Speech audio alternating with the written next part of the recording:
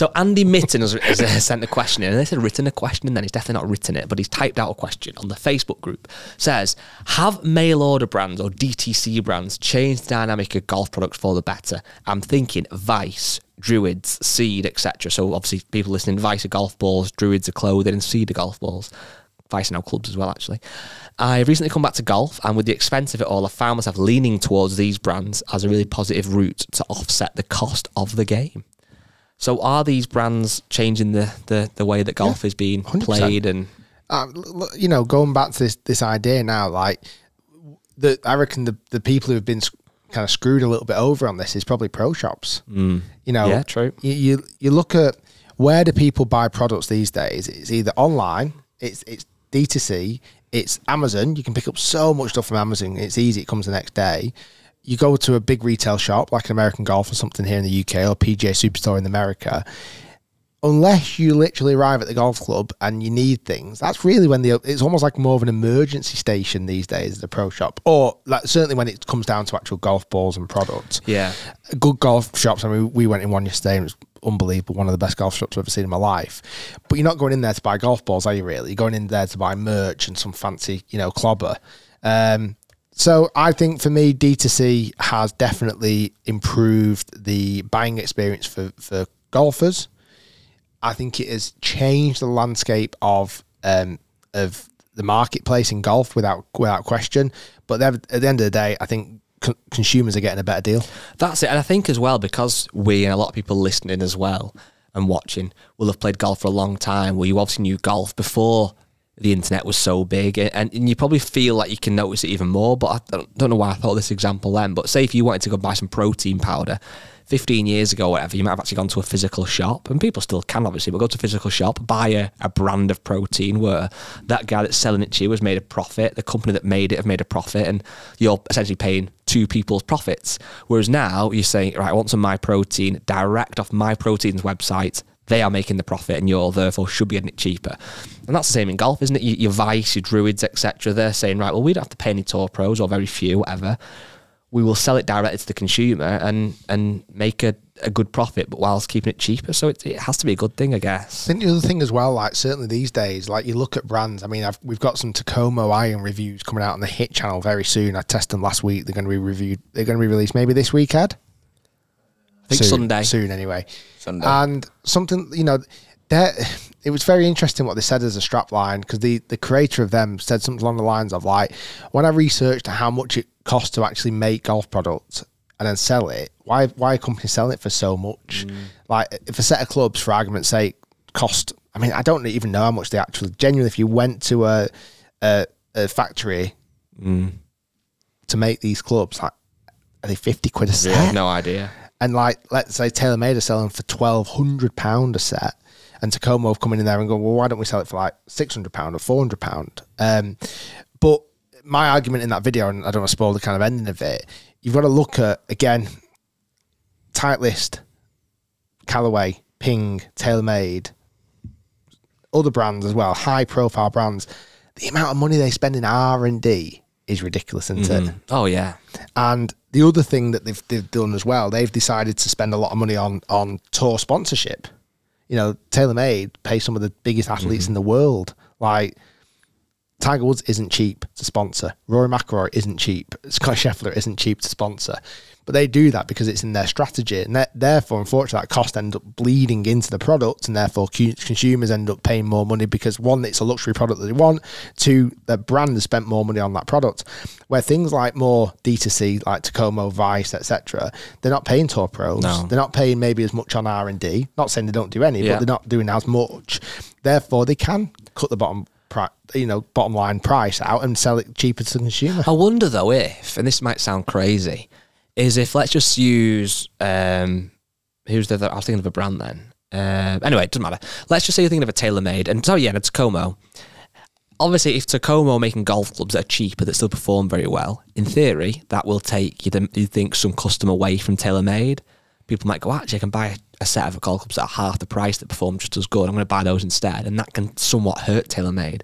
But then actually as well, do these cheaper brands actually elevate the brand of TaylorMade? Because let's be honest, there's going to be loads of people out there who go, right, okay, I can buy TaylorMade at 1,200 quid, or I can buy Tacoma at 600 quid. I want the TaylorMade. I want that status symbol. Of course, people do. do. And I suppose actually it kind of builds that brand to some degree. So it's kind of like, it doesn't feel like anyone's losing. People are winning, really. It's the consumer that's getting more choice. Yeah, and I suppose you could even dive into that. Like, there's so many brands of car now on the road that I've never heard of. Oh yeah, it's happening more, isn't it? But yet those brands still do well because there's a consumer out there that doesn't need branded products to feel like they're getting value. I think as well, sometimes what's hard with golf, certainly when you play golf and you're into golf, it's hard to understand why people would sometimes pay over the odds. But if that was the case, why would anybody have a watch that's more expensive than a Casio? Why would anybody buy a Rolex? It's a status thing, isn't it? Can I come on to something that also about price? Go on. Have you seen, and as Golf Monthly have put it, eye-watering Ryder Cup ticket prices spotted for the Bethpage Black Showdown? Yes. This is for the Ryder Cup next year. The prices are ridiculous. Is this one of those things where it's a bit clickbait and it's like the VAV VIP tickets? Let's see. No, apparently these are just normal admission tickets, apparently, right? For the Tuesday, which is a practice day, $255. Right. For entry, okay? Wednesday, the same, $255. Thursday is $423. Wow. Friday, Saturday and Sunday, it's a weird price, but $749.51. And that's just an actual normal ticket? Apparently, that is normal ticket price. Just general admission. Wow. That's a lot. That is a lot of money. And certainly think about for the European fans, because not only have they... And to be honest, let's be honest, a lot of the US fans, unless you live in New York and you don't have to pay for travel or accommodation, once you've thrown in your travel, and most people, even in the US and from Europe, are going to have to fly to New York. You're then going to have to get accommodation, which for that week's going to be astronomical. I mean, you're talking a lot of money. Now, there might be a couple of things here. First off, the first thought that sticks out to me is it the fact they've hiked the price up because they can't get as many people on the grounds? Like somewhere like Rome, you could get a lot of people on the ground. Like it felt like it was really busy every single day. Is it the fact we're not going to get as many people there for the event? Is it a venue that gets less participants? I don't think it is, because Bethpage is a stadium golf course. It hosts big, huge events. And then after that, I'm out of suggestions why it's so expensive. Apart from them wanting to make lots and lots and lots and lots of money. Crikey. The only thing I need to look at into more, I've seen something, this is a Ryder Cup Plus ticket where you end up getting like drinks and stuff for free. But I need to do a bit more digging. But either way, that is... I'd want to play the golf course. Yeah. For that. No, I wouldn't. It's very expensive now. Again, certainly in America, I feel like sports events are very different to they are here in the UK. They're much more... what's the right word? It's more of a corporate day out than it is watching the golf. Like watching the Ryder Cup is very different to Barbara and Ken, who are 70-year-old. I was going to say Barbie and Ken. Barbara and Ken, who are 70-year-old, who pack the picnic and go and sit in the grandstand at the Open for 8 hours and watch every single golfer come through. Like the Ryder Cup is a very different atmosphere. It's very, very corporate. There's lots of hospitality. I've been very fortunate to be in that hospitality, and don't get me wrong, it's wonderful. But for general admission, you are a golf fan, a die-hard golf fan, you love the Ryder Cup, no one's paying $750 just to go and, because for that, like I say, it depends on if you get drinks and all this and the other, but you still got to queue up for the merch tent. You've still got to, and you'll spend a few $100 in the merch tent. You'll spend plenty on alcohol or beverages or food or etc. It's a very, very, very, very, very expensive day out. It is. You're also not going for just one day. If you're going to come from Europe, yeah, you're going to do 2 days. Of course you are. Yeah, of course you are. Now, Is the other sorry, that was the other thought. Is this a strategy to almost ballot people out? Like, to some degree, when you hike up the price, obviously more people go, well, actually, it's not for me, and therefore you kind of limit how many people apply.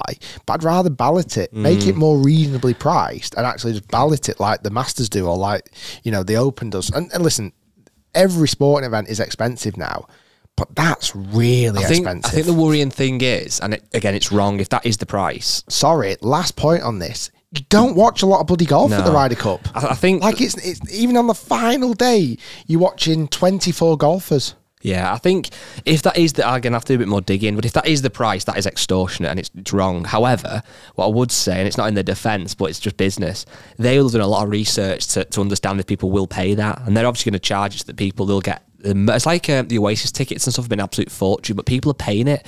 So they will think, right, we can charge whatever it is, loads and loads and loads and loads of money. People will pay it, therefore we make a load of money, which is wrong ethically and morally. It's not great, but it's business. So stay at home, watch it on Sky Sports. That's what I'll be doing.